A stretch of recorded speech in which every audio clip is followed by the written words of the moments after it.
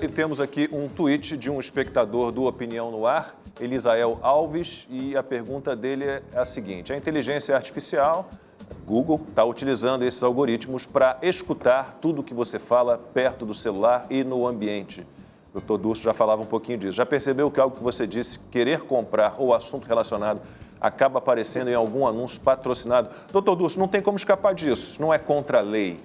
Na verdade, a Lei Geral de Proteção de Dados vai tentar, de alguma forma, colocar um limite nessa coleta. Hoje existe? Com transparência. Então, a previsão é a transparência. Porque não é muito claro, né? Mas, por exemplo, o novo sistema operacional do iPhone, o iOS, ele toda vez que ativa a câmera ou o microfone, ele acende uma luzinha. Isso é transparência. Então, você saberá que algum app instalado em seu celular está te ouvindo.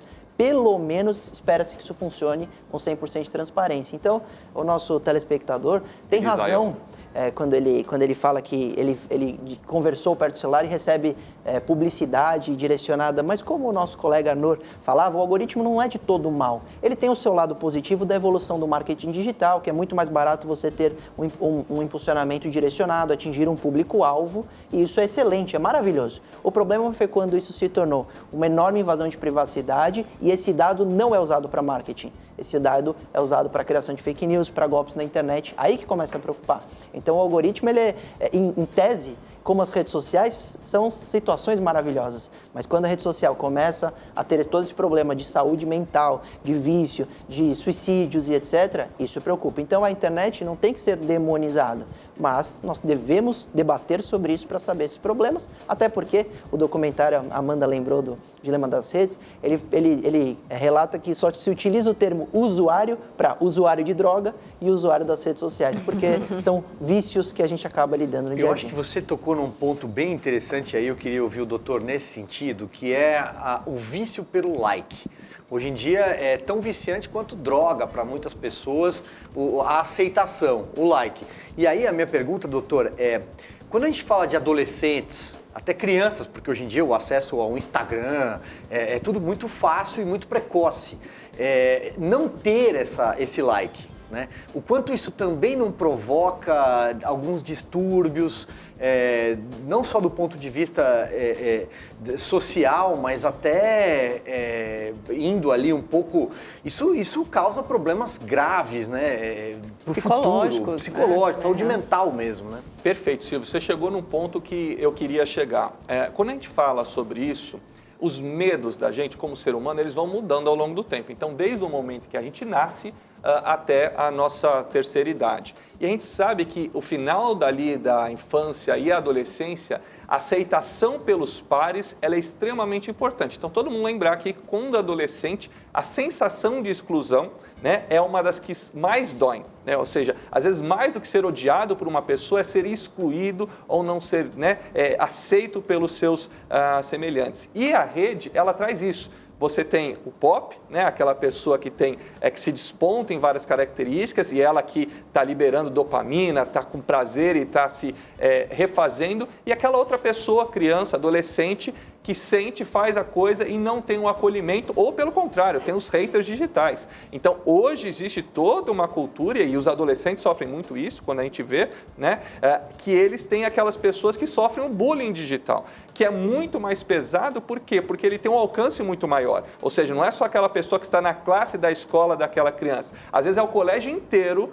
caindo em cima de uma determinada situação. Então, essa situação do like, do coração, da estrelinha, ela gera uma necessidade, eu preciso daquilo para me aceitar. E aí você vê, às vezes, a menina, o menino, 10 mil horas tirando a mesma foto para ver aquela que vai sair com o filtro melhor, do jeito melhor, para ativar esse sistema da recompensa. E aí a gente vê que esse vazio externo, né, que está sendo preenchido por relações digitais. A relação digital é muito importante. Eu acho que ela, inclusive, salvou grande parte da saúde mental em algum momento durante essa pandemia, porque ela fez com que a gente conseguisse, né, estar transmitindo ali de um outro lugar e conversando, mas não é a mesma situação. Então, os pais, e a gente tem que tomar cuidado, eu tenho 2 filhos pequenos, um de 8 e uma de 4. Então, é muito confortável você deixar o tablet ali e deixar o acesso correndo.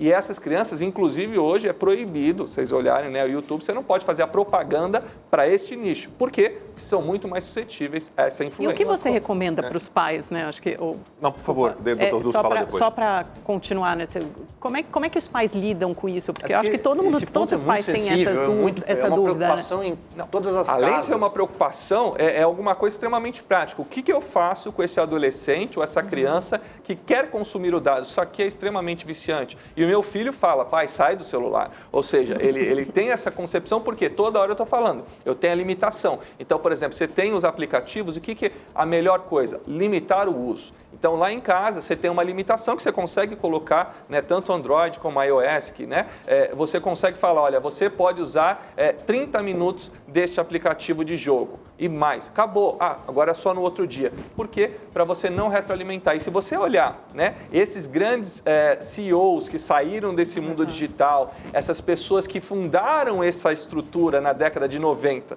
que se profissionalizou em 2000 e 2010 para frente, eles mesmos têm filhos que são totalmente alheios à tecnologia, ou seja, são tão traumatizados com o que eles mesmos fizeram e desenvolveram, que eles tiraram e aí eles vão para um outro oposto, 880. Então, não tem nada, não tem celular, não tem tablet, não tem tela. Eu acho que a gente tem que ir para a parcimônia, né? Ou seja, a gente também tem que tomar um cuidado para não exagerar de nenhum dos lados. Doutor Dulce faz uma colocação, depois a Amanda tem uma pergunta para o Arno. Eu só queria complementar que o pai e a mãe podem usar a tecnologia a seu favor. Então, nós temos, por exemplo, aplicativos de controle parental que você pode colocar esse tempo de uso de joguinho, etc., como limite. Chegar nesse limite, ele não pode usar mais e você tem que navegar com o seu filho. Acho que a grande orientação que eu dou quando eu palestro em escolas é consuma o que o seu filho consome. Fica de olho. Senta do lado dele, assiste o YouTube e tudo isso gera essa necessidade de aceitação. Aí volta na pergunta da Amanda, que é aí que está o problema da manipulação. Porque como ele precisa ser aceito, ele vê uma hashtag que subiu e está nos trend topics em razão de robôs, que não tem nada a ver com uma mobilização de fato social,